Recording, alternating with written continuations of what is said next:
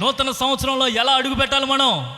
మనకంటే ముందుగానే ఉంచి ఆయన్ని ఈ నూతన సంవత్సరంలో మొదటి స్థానాన్ని ప్రభువుకే ఇచ్చి, ప్రభువా నీవు నా ముందుంటే నేను అడుగేస్తా, నీవు కానీ రాకపోతే నేను అడిగే నా వల్ల కాదు అని ఏడవండి ప్రభు దగ్గర. ఆయన వేసే ప్రతి అడుగు బహు అద్భుతంగా ఉంటుంది. ఆ అడుగులో నీ అడుగు పడిందంటే నీ జీవితం కూడా విప్లవాత్మకంగా మార్చబడుతుంది. ఆమేన్. నూతన సంవత్సరంలో అద్భుతమైన కార్యాలను మీరు చూస్తారు. నిర్లక్ష్యం చేయకుండా ఆసక్తిగా వచ్చిన మీ కొరకు ప్రభు కొన్ని దీవెనలు దాచిపెట్టాడు. ఏంటంటే, మొదటిగా 2026 సంవత్సరంలో మార్గదర్శకత్వం ఆయన తీసుకుంటాడు నీ పట్ల.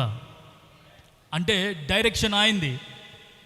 మీరు జస్ట్ అలా నడుచుకుంటూ వెళ్ళిపోవాలంతే. ఆల్రెడీ రూట్ అంతా తయారు చేసి పెట్టాడు ఆయన. రూట్ మ్యాప్ అంతా రెడీ అయింది. నీ వ్యక్తిగత జీవితం పట్ల ఆ రూట్ మ్యాప్ రెడీ అయింది. ఆయనకు నీవు స్థానం ఇస్తే దానిని ఆయన అమలు చేయాలని ఆశపడతా ఉన్నాడు. ఆ రూట్ మ్యాప్ ఎలా ఉంటుందంటే, మీరు చూస్తారు, మీరు చెబుతారు, మీరు అనుభవిస్తారు, అనేకుల ఎదుట సాక్షిగా నిలవబడబోతున్నారు. రెండవది, దర్శనం ఇస్తాడు ఆయన. 2026 సంవత్సరంలో నీవు దర్శనాన్ని చూడబోతున్నావు.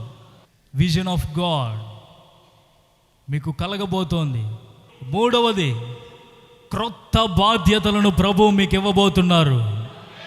ఈ మూడింటిని, direction, vision, third one new responsibilities ఇవ్వబోతున్నారు ప్రభు. ఇవన్నీ ఎప్పుడు జరుగుతాయి తెలుసా? ఎప్పుడు జరుగుతాయి? అడుగు పెట్టగానే జరుగుతాయి. అంత లేదు, ఈ 5 పనులు చేస్తేనే జరుగుతాయి. ఏమో 5 పనులు? మేలులు జ్ఞాపకం చేసుకోవాలి. గతమును వదిలేస్తేనే నీవు ఆ మూడింటిని సంపాదించుకుంటావు.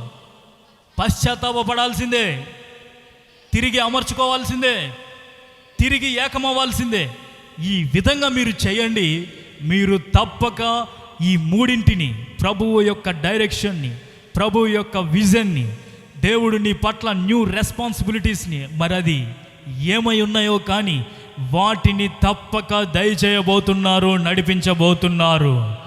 నీవు ఆశీర్వాదకరముగా ఉంటావు, నీవు దీవెనకరంగా ఉంటావు. నీ కుటుంబము, నీవు ఈ సంవత్సరం అనుభవించిన కష్టాలన్నిటినీ మించిన సంతోషాన్ని 2026 సంవత్సరంలో పొందబోతున్నావు.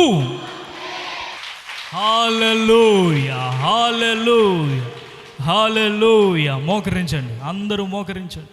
ప్రభువా, క్రొత్త సంవత్సరంలో నేను గోలతోనూ వినోదంతోనూ నేను ఎక్కడెక్కడో గడపదలుచుకోవట్లేదయ్యా. నేను నీ పాద సన్నిధిలోనే గడపాలి. నాకు ముందుగా నీవు అడిగేయాలి. నీ అడుగు పడితేనే నేను అడిగేస్తాను.